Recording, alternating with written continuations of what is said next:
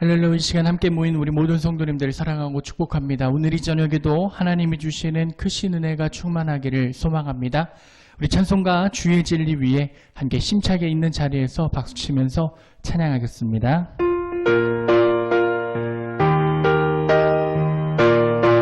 함께 고백합니다. 주의 진리 위에 십자가 군기 하늘 높이 쳐들고 주의 군사 되어 영맹스럽게 찬송하며 나가세 주 예수만을 위하여 목숨까지도 바치고 싸움터로 나가세 원수들이 비록 강할지라도 주의 군기 붙잡고 주의 진리 위해 용기 다하여 분발하며 싸우세 나가세 주 예수만을 위하여 목숨까지도 바치고 싸움터로 나가세 산가들과 바다 가는 곳마다 주의 군기 날리고 반갑고도 기쁜 승리의 소식 온 세상에 전하세 나가세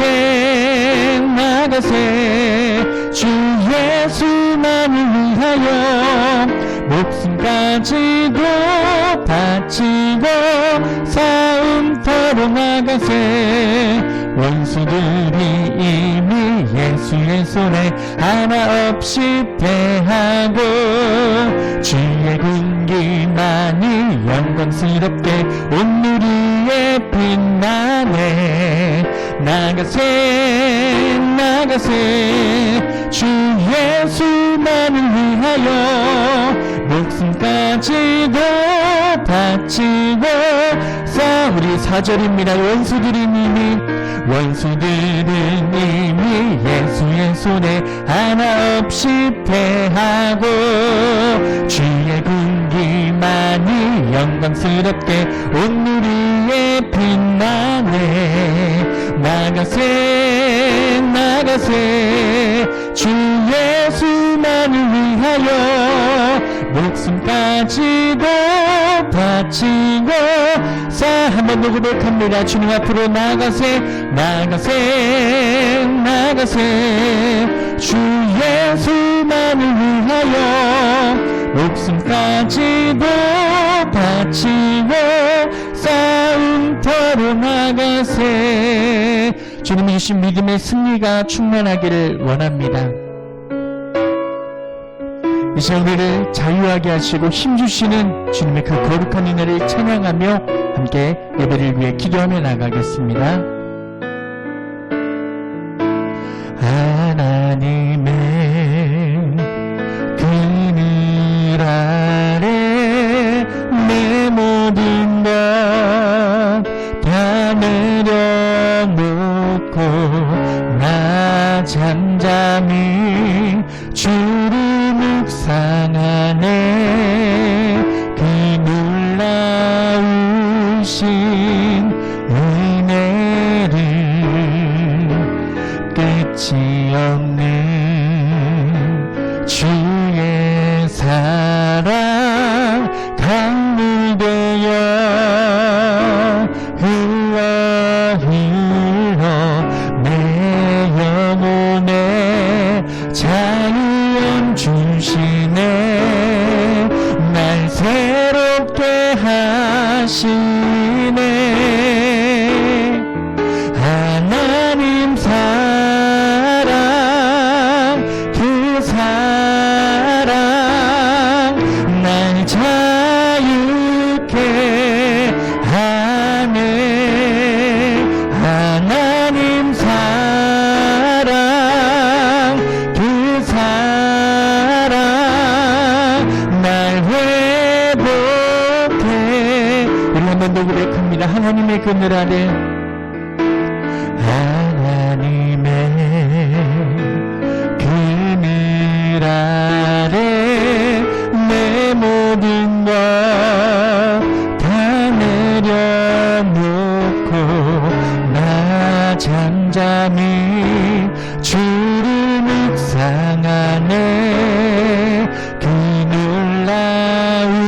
주신 은혜를 끝이 없는 주의 사랑 강물되어 흘러 내 영혼에 자유함 주시네. 날 새롭게 하시네. 하나님 사랑 그 사랑 날 자유케 하네. 하나님 사랑 그 사랑 날 회복해. 우리 한번 우리를 회복시키시는 주 이름을 찬양합니다. 하나님 사랑 그 사랑 날 자유케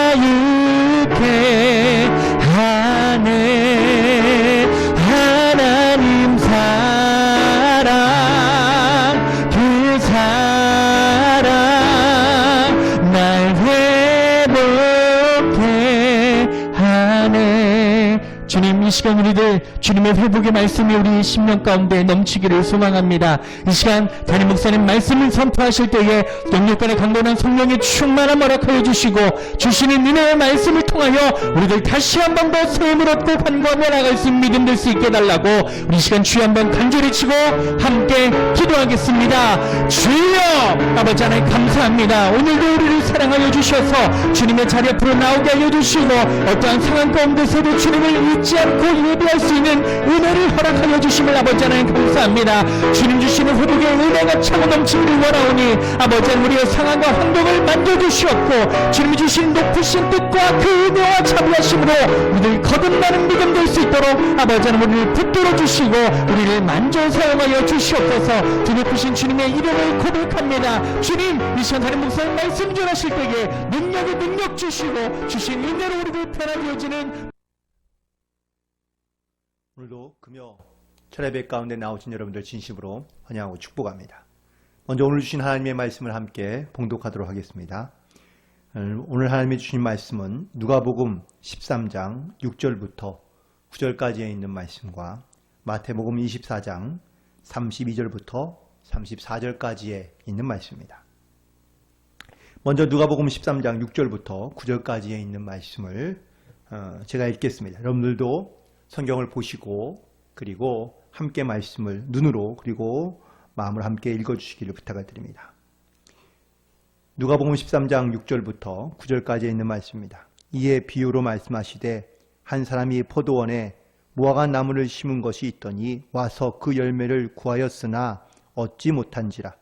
포도원 지기에게 이르되 내가 3년을 와서 이 무화과 나무에서 열매를 구하되 얻지 못하니 찍어버리라. 어찌 땅만 버리게 하겠느냐? 대답하여 이르되 주인이여 금년에도 그대로 두소서. 내가 두릅하고 거름을 줄이니 이후에 만일 열매를 열면 좋거니와 그렇지 않으면 찍어버리소서 하였다 하시니라.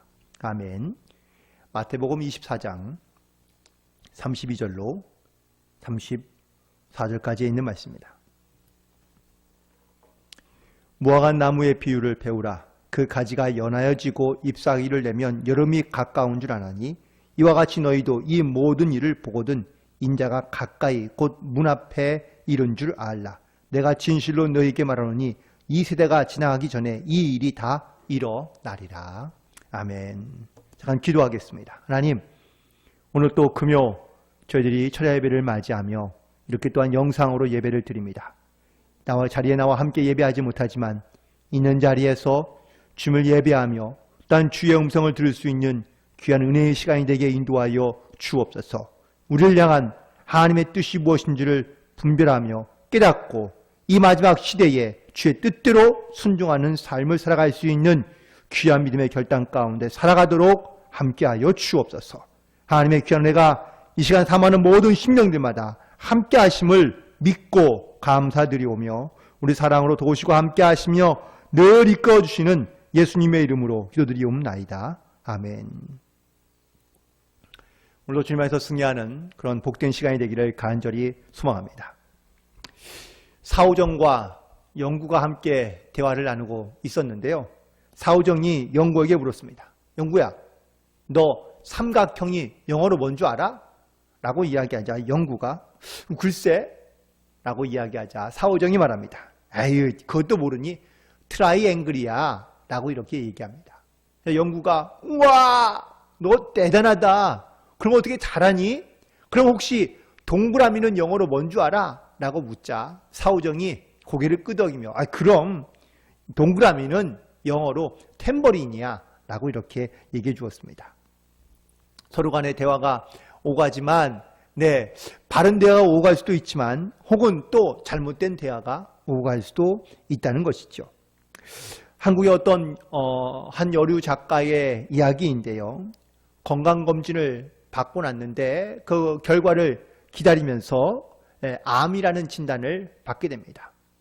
그런데 그 암도 이제 초기가 있고 중기가 있고 말기가 있을 텐데 그녀의 암기는 암은 약 3기 말 정도로 이렇게 얘기가 듣게 되고요. 우연히 듣게 된 이야기인데 6개월밖에 살지 못한다는 그런 이야기를 듣게 됩니다. 그러고 난 다음에 이 여류 작가는 자기의 인생의 마지막 6개월을 준비하겠다고 마음을 먹게 된 것이죠. 그래, 6개월밖에 남지 않았다면 내가 마음의 준비를 하고 또 죽음을 맞이할 준비를 하자라고 이렇게 준비를 하기 시작하면서 자기가 지금까지 지내면서 혹시라도 내가 돈을 빌리거나 꾼 사람이 있으면 다시 되갚고요. 또 예전에 관계가 좋지 못한 사람을 다시 만나서 그 선했던 모든 관계를 다 풀어내고 그리고 또 자기가 정말로 사랑하며 존경하는 사람들을 만나서 식사도 대접해드리고 자기의 중변을 정리하기 시작한 것이죠. 그런데 6개월이 다 되었는데 몸에 아무런 변화가 이상이 없는 겁니다. 그래서 이상하게 여긴 이 환자가 다시 병원에 가서 검사를 받게 되었습니다. 그런데 놀랍게도 이 병이요, 암이 아니라 그냥 혹에 불과한 것이죠. 예전에는 이런 어떤 오진에 대한 이런 문제들도 사실은 많이 있었지요. 사실 알게 된 사람들이 다들 다행이다 라고 말하면서도 그동안 6개월 동안 그 많은 돈을 쓰거나 시간을 허비한 것에 대해서 안타까워하며 아까워했습니다. 6개월 동안 마음고생도 많았지만 돈도 많이 쓰고 손해도 많이 봤는데 억울하지 않느냐라고 이렇게 물었더니 그녀가 대답하기를 지난 6개월의 시간이 나에게는 가장 행복한 시간이었다고 말하는 겁니다. 그리고 내 인생에 그렇게 집중해서 혹은 또 정말로 진지하게 살아갈 때가 없었다라는 것을 고백하면서 나는 앞으로도 그런 삶을 살고 싶다고 이야기했다는 것이죠. 좋은 비유는 아니겠지만 혹시라도 만약에 우리 가운데 내 인생에 어떤 정해진 기간이 주어졌다면 여러분 과연 우리는 어떤 삶을 준비하고 있습니까? 사실 이 땅에 살아가는 사람들은 모두가 다 마지막 때가 정해져 있는 그러한 인생을 살고 있습니다. 물론 사람에 따라서 어떤 사람은 짧기도 하지만 어떤 사람은 10년, 20년 이제 막 태어나기는 약 한 100년의 수명을 가지고 살아갈 수밖에 없습니다. 그렇다면 이 인생을 살아가면서 우리는 과연 어떠한 삶을 준비하며 살아가느냐라는 것이 매우 중요할 것입니다. 요즘 특별히 우리가 마지막 시대라는 이야기를 많이 합니다. 지금에 있는 여러 가지 많은 어쩌면 정치적인, 문화적인 혹은 또 윤리적인 이런 모습들을 볼 때마다 우리는 예수님께서 말씀하신 그 마지막 때가 많이 일치하고 있는 것을 볼 수 있기에 그래서 우리는 특별히 우리가 살아가는 이 때를 마지막 때라고 말하기도 합니다. 그런데 역사적으로 봤을 때에 가장 마지막 때인 것처럼 살아갔던 사람들은 과연 어떤 사람들일까요? 바로 초대교회 사람들입니다. 예수님이 3일 만에 본하시고 난 다음에 40일 동안 그 사람들과 함께 지내시다가 하늘로 승천하며 올라가시기 전에 내가 곧 다시 오리라고 예수님께서 말씀하셨거든요. 그래서 그 말씀을 들은 많은 사람들은 대부분 다 예수님께서 곧 오실 것을 기대했다는 것이죠. 그 예수님께서 곧 오신다는 그 말씀이 어떤 사람들은요, 적게는 몇 주, 혹은 적게는 몇 달, 혹은 최소한 1년 안에는 다시 오실 것이라 이렇게 생각했던 사람들이 대부분입니다. 그래서 그들은 함께 모여서 공동체 생활을 하기 시작했고요. 예수님의 특별히 하신 말씀 가운데 1년이 지나자 오지 않는 예수님을 향하여 볼 때에 예수님께서 하신 말씀 가운데 내가 이 세대가 지나가기 전에 모든 일을 다 이루겠다라고 하신 말씀이 생각나서 한 세대를 약 한 25년에서 30년을 볼 수 있기 때문에 30년 후면은 예수님께서 아마 오시지 않을까라는 이러한 기대감과 소망 가운데 그들이 자기의 인생을 생각하며 준비하며 살아갔다는 겁니다. 하지만 여전히 주님은 하나님의 때를 기다리며 또한 인내하고 계신 것을 알 수 있습니다. 아마 여러분도 아마 이런 말씀들을 좀 들어볼 수 있을 겁니다. 특별히 초대교회의 많은 성도들이 이게 원형 경기장이나 아니면 또 붙잡혀서 죽음을 맞이하게 되었습니다. 사단은 믿는 자들에게 이 죽음을 위협하거나 혹은 또 이 죽음에 대하여 강하게 푸시하면 아마 믿던 사람들이 다 다시 돌아가지 않을까라고 생각해서 그들 가운데 죽음의 극한 또한 순교의 상황까지도 이끌어 갔던 것을 볼 수 있습니다. 그런데 놀랍게도 이 그리스도인들이 죽음을 두려워하지 않는 것을 보고 사단은 자기가 실패했다는 사실을 알게 됩니다. 그리고 오히려 이 죽음으로 말미암아 기독교의 이런 성도들의 그런 신앙의 모습들이 오히려 더 많은 사람들 가운데 퍼져나가게 되는 것을 볼 수 있죠. 그러자 사단이 전략을 바꿉니다. 어떻게 해요? 네, 기독교를 국교로 만드는 겁니다. 그리고 모든 사람들이 다 신앙생활을 하게 합니다. 그러면서 교회를 타락하게 만들어버리는 것이죠. 사제들이 정치에 참여하고 막강한 권력을 갖기 시작하자 오히려 교회와 혹은 또 말씀대로 살려고 하는 성도들을 핍박하기 시작하고요. 그리고 교회는 타락하기 시작하여 아마 암흑기에 이르게 된다는 것을 볼 수 있습니다. 그런데 오랜 암흑기 기간 동안에 루터 같은 사람들이 드디어 등장하게 되고 다시 교회를 개혁하고 꺼져가는 이 신앙과 혹은 또 믿음의 불씨가 다시 살아나게 된 것이죠. 그러자 지금 우리가 살아가는 이 시대 가운데 사단은 또 다른 전력을 가지고 나타납니다. 그건 바로 어째 자기의 삶에 이 돌아가는 삶의 패턴들을 매우 급박하며 긴급하고 빠르게 시간을 빼앗아 가 버리는 겁니다. 우리가 살아가는 이 시대를 공통적인 어떤 표현 가운데 하나가요. 시간이 너무 빨리 지나간다라는 이야기입니다. 사단은 우리가 돈 버는 일로 시간이 빨리 지나가게 혹은 바쁘게 만듭니다. 그리고 불철주야 일을 하게 만들면서 그리고 바쁜 삶을 살기 시작하게 하고 그러면서 자연스럽게 교회와 신앙을 멀리하게 만드는 것이죠. 많은 신앙생활을 하는 분들이나 혹은 또 신앙생활을 지금 잘하지 못하는 분들을 만나서 권면해 보면은요, 다들 공통적 말 중에 하나가 시간이 없다는 겁니다. 바쁘다는 겁니다. 삶의 어떤 지경과 혹은 또 편안함은 많이 넓어졌지만 확대됐지만 여전히 사는 사람들은 늘 바쁩니다. 시간에 쫓기듯이 살아갑니다. 교회 나갈 시간도 말씀을 볼 시간도 혹은 기도할 시간도 더더욱 없다고 이야기합니다. 일주일 내내 바쁘고 분주하게 살아갑니다. 예전에는 남편은 혼자서 일을 하면 됐는데 요즘에는요, 남편 부부가 다 일을 하고 혹은 아이들까지 일을 해야만 살아갈 수 있는 그런 바쁜 시대 가운데 우리가 살고 있다는 것이죠. 그러면서 교회와 예배와 그리고 하나님의 말씀 가운데 무관심한 그런 시대 가운데 살아가도록 사단은 지금 여전히 역사하고 있는 것을 볼 수 있습니다. 어떻습니까? 우리가 살아가고 있는 이 시대 분명히 분주하고 바쁘며 혹은 마지막 때인 것이 분명하지만 이때에 우리가 어떠한 신앙으로서 살아가야 될지를 우리 가운데 분별하며 깨닫게 해주시는 말씀, 아마 오늘 우리 함께 읽은 이 본문에 있는 말씀 가운데 바로 이 무화과 비유에 대한 말씀이 이 마지막 때를 살고 있는 우리에게 주시는 예수님의 비유의 말씀인 것이죠. 오늘 누가복음 13장에 나오는 무화과 나무의 비유가 있는데, 그런데 이 무화과 나무가 그냥 산이나 아니면 길가에 있는 평범한 무화과 나무가 아닌 것을 알 수 있습니다. 산에 있는 무화과 나무는요, 뭐 열매를 맺을 수도 있지만 사실 맺지 못할 수도 있습니다.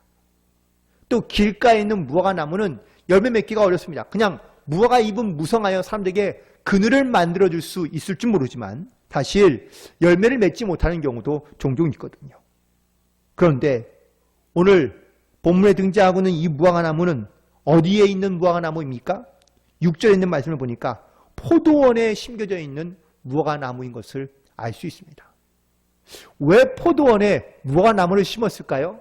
사실 이것도 궁금한 부분이긴 하지만, 네, 이 포도원 그 주인이 그 포도원에 포도나무도 있지만 그 좋은 땅에 무화과 나무를 심은 것이죠. 그렇다면 이 포도원에 있는 이 포도원에 왜 무화과 나무를 심었을까? 그 목적은 하나입니다. 무화과의 많은 열매를 얻기 위하여 무화과 나무를 심은 것이지요. 무화과 나무에 여러 가지 많은 의미가 있지만 무화과 나무가요, 네, 어쩌면은 사람들 가운데 양식도 되고 당시에 있는 그런 문화 가운데는 약초와 약을 또한 대신하고 있는 그러한 치료제로서 쓰임받는 것을 알 수 있습니다. 물론 길가에 있는 무화과나무도 많이 있었지만 특별히 이 포도원에 포도나무 대신 무화과나무를 심은 이유는 가장 좋은 환경 속에서 많은 열매를 맺게 하기 위하여 이 포도원 안에 무화과나무를 심은 것입니다. 그런데 놀라운 반전은 이 무화과나무에 열매가 없었다는 겁니다. 포도원은 바로 수확을 목표로 한 과수원입니다. 그러니 이 포도원은요, 길가나 아니면 다른 산에 핀, 길가에 핀 무화과 나무와는 질적으로 다릅니다. 많은 양분과 좋은 환경을 제공해 주기 때문에 이 무화과 나무, 포도원에 있는 무화과 나무는 많은 열매를 맺어야만 합니다. 그것이 존재하는 목적이라는 겁니다. 그런데 이 무화과 나무는 포도원에 심겨 있음에도 불구하고 열매를 맺지 못합니다. 그렇다면 어떤 생각이 드시겠습니까? 맞습니다. 제 역할과 제 사명을 못하고 있다고 생각할 수밖에 없습니다. 하나님이 모든 만물을 만드시고 난 다음에 이렇게 말씀하신다. 참 보기에 좋았더라. 그런데 그 보기가 좋은 것은요, 네, 그 안에 그 나무 과실수면 그 과실수에 맞는 열매들이 많이 맺혀 있어야 바로 보기에 아름다운 것인 거죠. 하나님은 그러한 창조의 목적대로 모든 과실수마다 열매를 맺도록 하신 것을 알 수 있습니다. 그런데 오늘 본문에 등장하고 있는 이 무화과 나무는 좋은 환경에 그리고 열매를 많이 맺을 수밖에 없는 그런 상황이지만 전혀 열매를 맺지 못하고 있다는 사실을 볼 수 있습니다. 열매란 바로 우리의 인생의 목적과 목표와도 같은 겁니다. 내가 뭔가 고생을 하거나 아니면 나에게 어떤 좋은 환경이 주어진다면 그 환경에서 그에 합당한 열매를 맺고 살아가는 것이 이것이 마땅하고 당연한 것이라는 거죠. 하나님께서 우리를 이 시대와 그리고 이 세대 가운데 살게 하신 분명한 목적과 이유가 있는 줄로 믿습니다. 만약에 여러분들 한번 상상해 보신다면 우리가 만약에 조선시대에 태어났다면 과연 우리는 뭘 할 수 있었을까요? 지금 이 시대에 혹은 이 세대에 하나님께서 우리를 이 땅 가운데 살게 하신 분명한 하나님의 뜻과 하나님의 목적이 있음을 기억하시고 그리고 그 목적에 합당한 믿음의 열매를 맺히며 살아갈 수 있는 그런 저와 여러분 되기를 간절히 소망합니다. 그런데 오늘 본문에 나오는 이 무화과는요, 자기의 본분인 열매를 맺는 것에 실패합니다. 이 모습을 본 주인도 실망이 이만저만이 아닙니다. 3년을 기다립니다. 3년을 와서 이 무화과 나무에서 열매를 구하되 얻지 못했다고 이 포도원 주인은 말하고 있습니다. 그래서 이 무화과 나무를 버려버리기로 작정한 것이죠. 더 이상 참을 수 없는 그런 상황 가운데 이르는 겁니다. 그 이유는 바로 무화과 나무에 열매가 없기 때문인 것입니다. 1년도 아니고 3년씩이나 그 열매를 기다렸지만 열매를 맺지 못한 이 무화과 나무, 많은 양분을 주고 또한 정말로 어떤 특별하게 관리를 해서 어쩌면 이 무화과에 많은 열매를 기대했지만 3년이 지나도록 열매를 맺지 못하고 있다면 당연히 찍어서 버려야 되겠죠. 어쩌면은 영적으로 본다면 이 포도원은요, 내 삶의 자리이지만 동시에 교회의 모습을 의미하고 있습니다. 그러면 무화과 나무는 바로 성도를 말하는 것이죠. 좋은 교회에 성도들이 있다고 성도들이 다 건강한 신앙생활을 하지 못할 수도 있습니다. 그 교회의 문제일까요? 아니면 성도의 문제일까요? 혹은 또한 교회는 작거나 혹은 좋지 않은 위치 가운데 있을 수 있지 모르겠지만 그 안에 있는 성도들이 정말로 영적인 어떤 건강한 삶을 살고 있다면, 열매를 많이 맺고 있다면 놀라운 변화를 일으킬 수 있는 그 근원지가 될 수 있다는 것이죠. 하지만 열매를 맺지 못하고 있는 이 무화과 나무는 결국 땅만 버리고 있다고 오늘 본문에 있는 말씀 가운데 주인이 말하고 있습니다.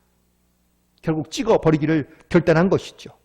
그런데 그때에 이 과수원지기가 등장합니다. 그는 이 포도원 주인으로부터 고용된 그러한 사람입니다. 지난 3년 동안 그는 이 무화과 나무를 길렀던 사람이고 이 무화과 나무에게 열매를 맺게 하기 위하여 노력한 사람입니다.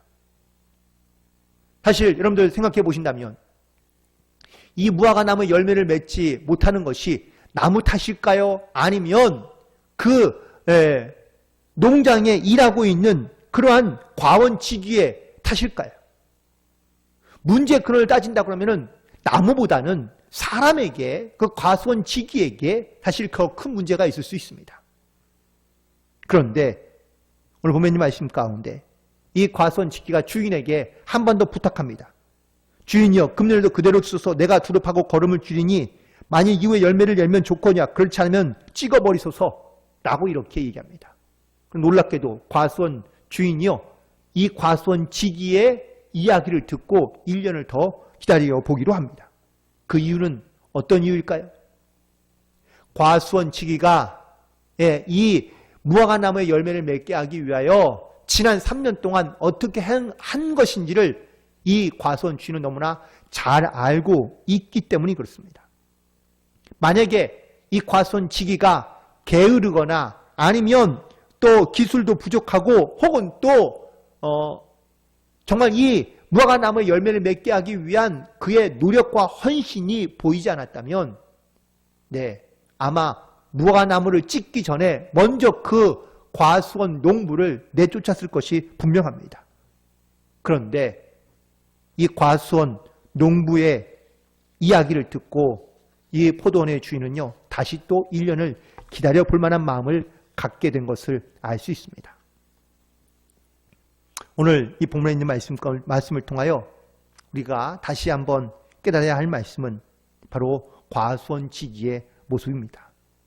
과수원지기는요, 지난 3년 동안 이 포도원의 무화과 나무에 많은 열매가 맺게 하기 위하여 열심히 노력했습니다. 그런데 아무런 결실을 얻지 못합니다. 우리도 열심히 노력하지만 그에 합당한 결실과 열매를 우리가 얻지 못하면은 그러면은 탓할 수밖에 없죠. 뭘 탓합니까? 자기의 능력을 탓하거나 아니면 주변의 상황을 탓하거나 혹은 누구를 핑계대서 자기의 이 수고와 애씀에 대하여 보상을 받으려 한다는 것이죠. 그런데 이 과수원지기는요, 열매를 맺지 못하는 무화과 나무를 탓하지도 않습니다.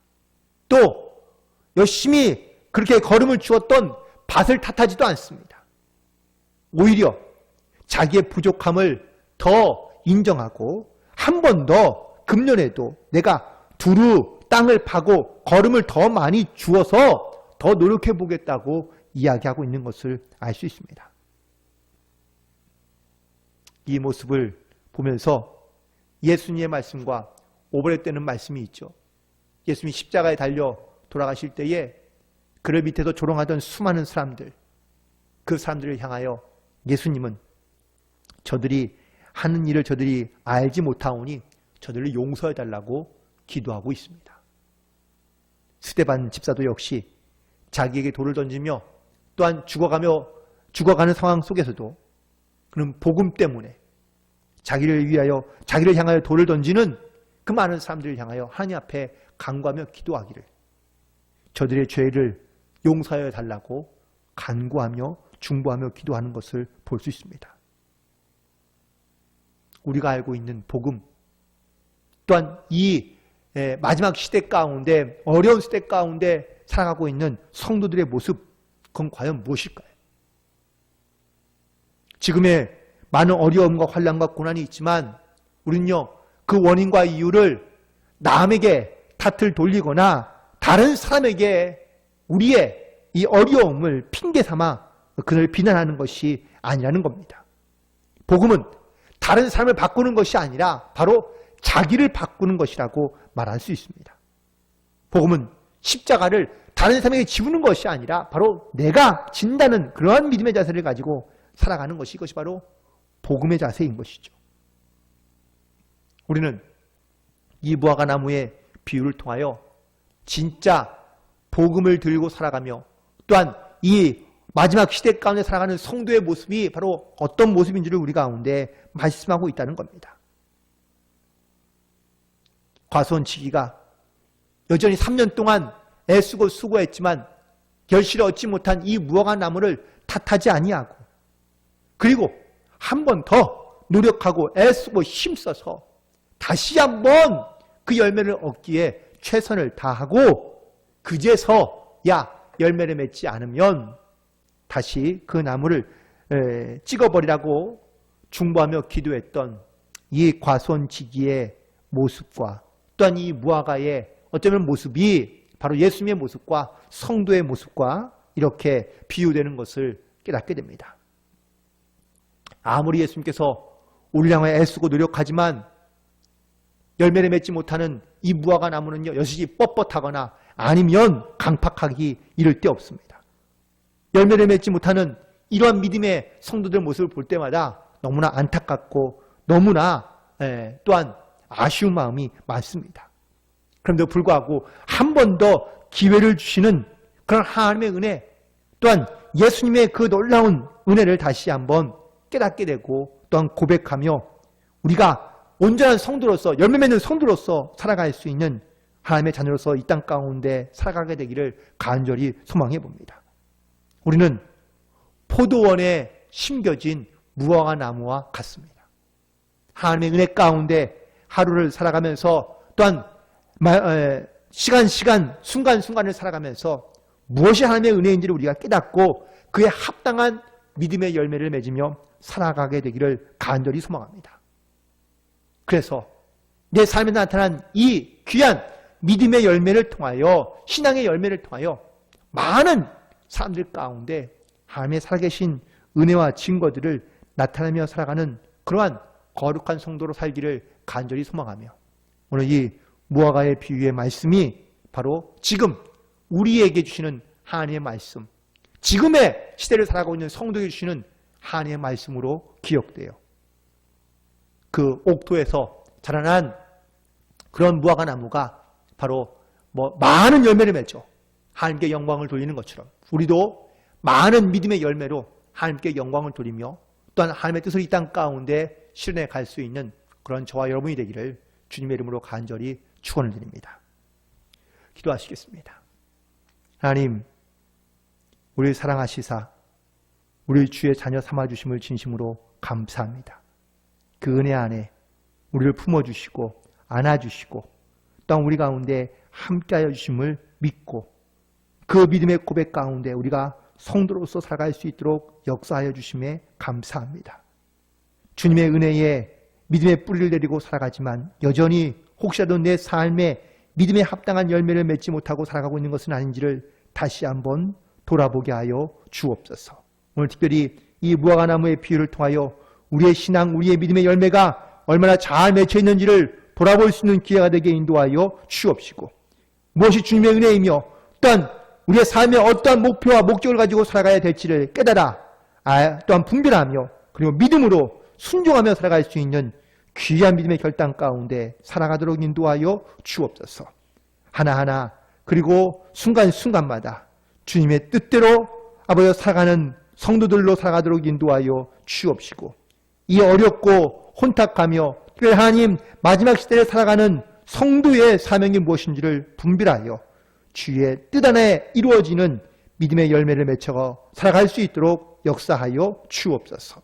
성령의 열매가 맺혀지는 귀한 삶을 소망하며 또한 믿음을 결단하는 성도들마다 아름다운 믿음의 결실로 하나님께 영광 돌리게 하여 주옵소서. 주님께 모든 것 감사드리오며 우리를 사랑으로 도우시고 함께 하시는 예수님의 이름으로 기도드리옵나이다. 아멘. 이 시간 주신 말씀 함께 기억하며 한 번 더 찬양하기를 원합니다. 우리 아까 불렀던 고백의 찬양, 우리 하나님의 그늘 아래 한 번 더 고백하며 주 앞에 함께 결단하며 나아가겠습니다. 하나님의 그늘 아래 내 모든 것 다 내려놓고 나 잠잠히 주를 묵상하네.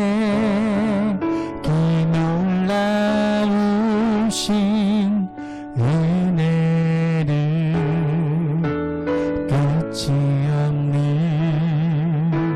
주의 사랑 강물 되어 흘러 내 영혼에 자유함 주시네. 날 새롭게 하시네. 하나님 사랑 그 사랑 날 자유케 하네. 하나님 사랑 그 사랑